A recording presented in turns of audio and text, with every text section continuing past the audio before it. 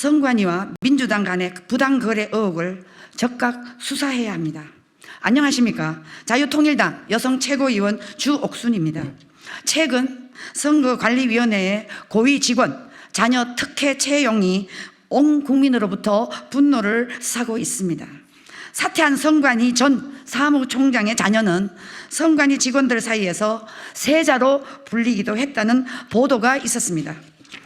저희 자유통일당은 이 사건이 단지 선관위만의 비리가 아니라 지난 문재인 정권 시기에 민주당과 선관위 사이에 뿌리 깊은 유착과 부당거래 의혹이 그 본질임을 국민께 알리고자 합니다. 문재인 정권에서 선관위의 민주당 간의 유착과 공생에 대한 논란은 이미 여러 언론을 통해 보도된 바 있습니다. 그리고 이 모든 의혹과 비리는 2019년 1월 문재인 정권 당시 자신의 선거대책위원회 공명선거로 특보로 활동했던 의혹이 있던 전 경기도 선관위 상임위원 조혜주 씨를 6년간 중앙선거관리 임명할 때부터 예견된 일이었습니다. 자, 그래서 문재인 대통령의 측근 조혜주 중앙선관위원 하에 선관위는 온갖 선거에서 공공연하게 민주당의 편향된 해석과 결정으로 언론의 질타를 받아왔습니다. 2020년 4월 20일 국회의원 선거 과정에서 선관위는 더불어민주당의 적폐청산, 친일청산 선거 구호는 허용했습니다. 그런데 미래통합당의 민생파탄 구호는 불허했습니다. 민생파탄이라는 구호가 문재인 대통령을 연상시킨다는 이유였습니다.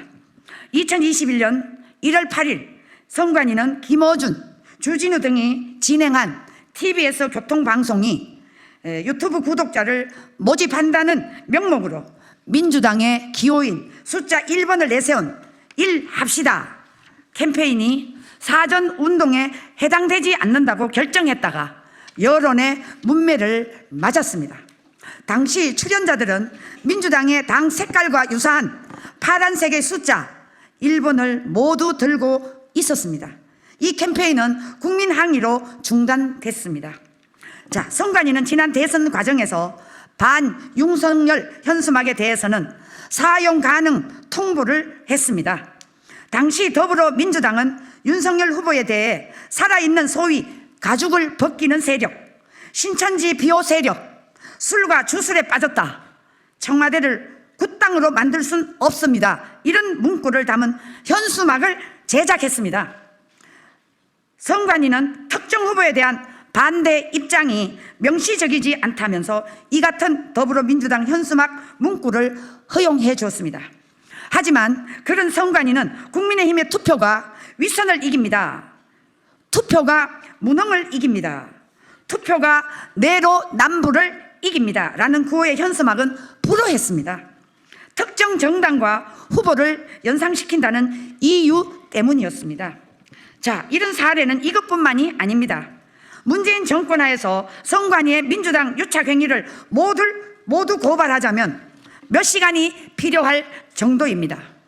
이 모든 불공정과 부당한 선관위의 반헌법적, 반민주적 행태는 모두 문재인 전 대통령의 측근 조혜주 전 중앙선관위원이 임명된 후에 일어난 일입니다.